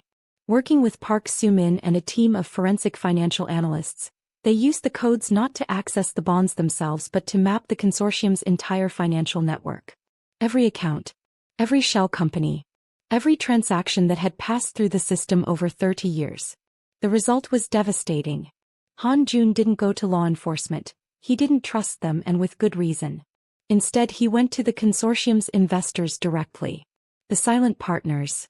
The billionaires and oligarchs and sovereign wealth fund managers who had entrusted their money to Yoon Soo-jin's network without knowing the full extent of her operations. He showed them what she had been doing with their money. The fraud. The double dealing. The skimming operation that had siphoned millions into her personal accounts over decades. The evidence was irrefutable, not fabricated, not manipulated, but extracted directly from the consortium's own records using the bond codes as a skeleton key. Within a week, the investors turned. Yoon Soo-jin found herself facing something she had never encountered in 30 years of criminal enterprise. The combined fury of people more powerful than she was. Her accounts were frozen. Her operatives recalled. Her allies severed overnight. The empire she had built, the empire she had chosen over her own son, crumbled like a sandcastle before a rising tide. Tanaka, ever the pragmatist, switched sides before the dust settled. He appeared at Han Joon's compound with a briefcase full of additional evidence and a smile that didn't quite hide his terror. I always knew you were the smarter one, he said. Han Joon looked at him for a long moment. Get out, he said quietly. And don't come back. Tanaka got out. The final confrontation with his mother came not in person but by phone. A call that lasted 7 minutes and 12 seconds. Han Joon knew because he counted everyone. You've won, she said, and her voice carried the weight of 30 years of choices catching up with her. My networks are gone. My resources are frozen. My own partners are hunting me. Yes. Are you satisfied? Han Joon considered the question. No, he said. Satisfaction would require you to understand what you did. Not just to the consortium's victims. Not just to Nia's father. But to me. Silence on the line. I loved you, he continued. I was 7 years old and I loved you more than anything in the world. I hid in that cabinet because you told me to, and I stayed quiet while I heard. His voice faltered. Steadied. I thought you died for me. I thought your love was the one pure thing in my entire life. And you took that from me. June. You could have come back. At any point in 31 years you could have come back. You could have found me in the orphanage. You could have found me on the streets. You could have found me when I was building the Kurokai from nothing, starving and desperate and alone. But you didn't. I was protecting. You were protecting yourself. The words were final. Absolute. You chose power over love. And now you've lost both. The silence that followed was the heaviest thing he had ever felt. What happens to me? She asked finally. You disappear. Completely. New identity. New location. No contact. No operations. No empire. He paused. And you never come near Nia again. That is not negotiable. And if I refuse? Then I release everything to Interpol and you spend whatever remains of your life in a cell. His voice softened just barely, just enough. I'm giving you more mercy than you deserve.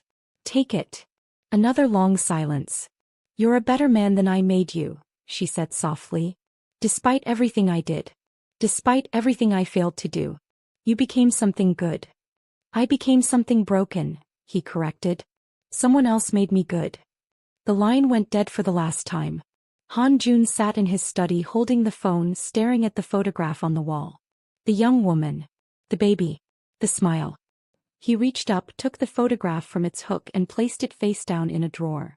Then he closed the drawer and walked away. 6 months later. The university auditorium was packed. Families crowded the seats, armed with cameras and phones and enough pride to fill the Lagos lagoon. The air hummed with excitement, anticipation, and the particular brand of chaos that characterized every Nigerian ceremony, joyful, loud, and utterly unstoppable. In the third row, Han Joon-Okoye sat in perfect stillness. He wore a charcoal suit, understated, elegant, appropriate for the occasion.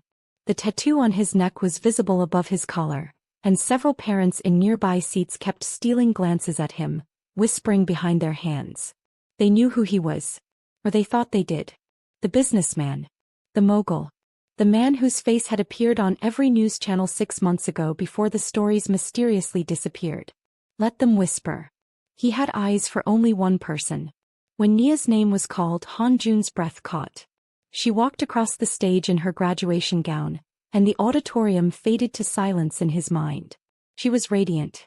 Glowing with the light of someone who had walked through darkness and emerged not just surviving but triumphant. Her smile, her real smile, the one she had almost forgotten how to make, could have lit up the entire city. She found him in the crowd. Their eyes locked. And in that moment, every storm they had weathered, every lie, every fear, every shadow, dissolved into nothing. She mouthed 2 words. Thank you. He shook his head slightly. You did this yourself. Her smile widened and she turned to receive her diploma. Top of her class. Afterward, in the chaos of congratulations and photographs, Nia found her way to his side. She was surrounded by classmates, some of whom had ignored her during her hardest days and now competed for her attention, but she moved through them like water, drawn to him by something stronger than gravity. You came, she said, slightly breathless. I said I would. You said you'd wait in the car. I changed my mind. The corner of his mouth twitched. It happens occasionally. She laughed, a sound he had learned to treasure above all others, and reached for his hand. He took it. And for the first time he didn't care who saw. The terrace again. Their terrace. But different now. Transformed by the accumulation of memories. Every breakfast, every sunset, every silence that had built the architecture of their love. The lagoon shimmered beneath a full moon. The air was warm, thick with the scent of jasmine from the garden. Somewhere in the house, Mrs. Okon was humming a hymn that mingled with the distant sounds of the city. They had just returned from dinner. Nia wore a dress of deep burgundy that Han Jun had not chosen. She insisted on buying her own clothes now with the salary she earned from the legitimate consulting firm she had joined after graduation. It was a source of quiet pride that delighted him, even when it frustrated his desire to give her everything. She was teaching him that love was not about giving. It was about standing beside. "There's something I want to ask you," Han Jun said. Nia looked at him over the rim of her wine glass. She had learned to read his silences over the months, and this one was different. Charged with an energy she hadn't felt before. "Then ask." He reached into his jacket and produced a small box. Not ostentatious. Simple black leather, elegant in its restraint. Nia's heart stopped. "Han Jun. Let me finish." He opened the box. Inside lay a ring, white gold, set with a single stone that caught the moonlight and scattered it like captured stars. "Beautiful. Simple. Perfect. I have spent my entire life building walls," he said, his voice steady despite the emotion burning in his eyes. "I built them high enough that no one could reach me. Strong enough that nothing could hurt me. And I was safe behind those walls. Safe and cold and alone." He took her hand. "Then you stood in the rain and refused to break, and every wall I had ever built turned to dust." His thumb traced circles on her palm. "I cannot offer you a simple life. I cannot promise that the shadows will never return. I cannot guarantee that loving me will be easy because I am difficult and damaged and still learning how to be human." He met her eyes. "But I can promise you this. I will spend every day for the rest of my life trying to deserve you. I will protect you not because you need protection but because your safety is my purpose. I will love you in silence and in speech, in peace and in chaos, in daylight and in darkness." He took a breath. "Nia Adeyemi. Will you marry me?" The tears came before the words. She nodded once, twice, unable to speak. Then she found her voice. "Yes." A whisper. Then louder. "Yes." 1,000 times. "Yes." He slid the ring onto her finger, and it fit like it had been waiting there all along. She kissed him. Not gently. Not carefully. With all the fierce, stubborn, unbreakable love that had carried her from the streets to this terrace, from survival to joy, from loneliness to home. When they finally pulled apart, Han Jun pressed his forehead to hers and closed his eyes. "I was afraid you'd say no." She laughed through her tears. "You? Afraid? The silent sovereign? The most feared man on 2 continents." "Terrified," he confirmed. "Absolutely terrified." And they laughed together on that terrace, beneath the moon, above the city that had almost destroyed her and the empire that had almost consumed him. 2 people from different worlds, bound together by a rainstorm and a refusal to break. 1 year later. The wedding was held in 3 locations. First, a traditional Korean ceremony in Seoul, where Han Jun honored the heritage his mother had given him, the heritage he had learned to reclaim without her shadow.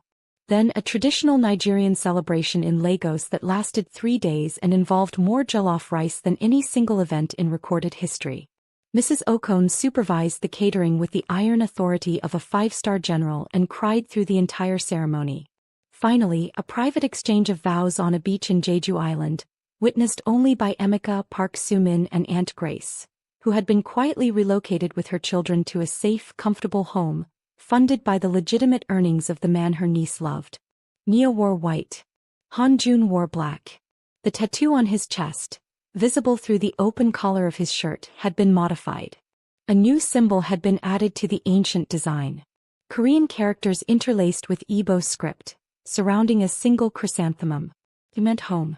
As they stood at the water's edge, waves lapping at their bare feet, Han Jun looked at the woman who had rewritten every rule he had ever lived by. "You saved me," he said quietly.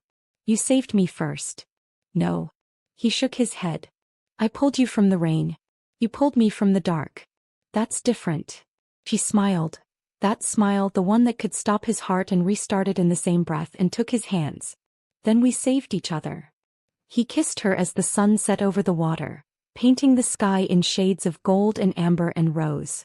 In Tokyo, the consortium's remaining fragments dissolved into nothing, scattered by the combined weight of justice and time. In Seoul, a woman with white hair and cold eyes read about her son's wedding in an online article, and felt something crack in the armor she had worn for 31 years. She did not reach out. She did not interfere. She simply read the article, looked at the photograph of her son's smile, a smile she had never seen before, a smile that belonged to someone else, and whispered a blessing in Korean that no one heard.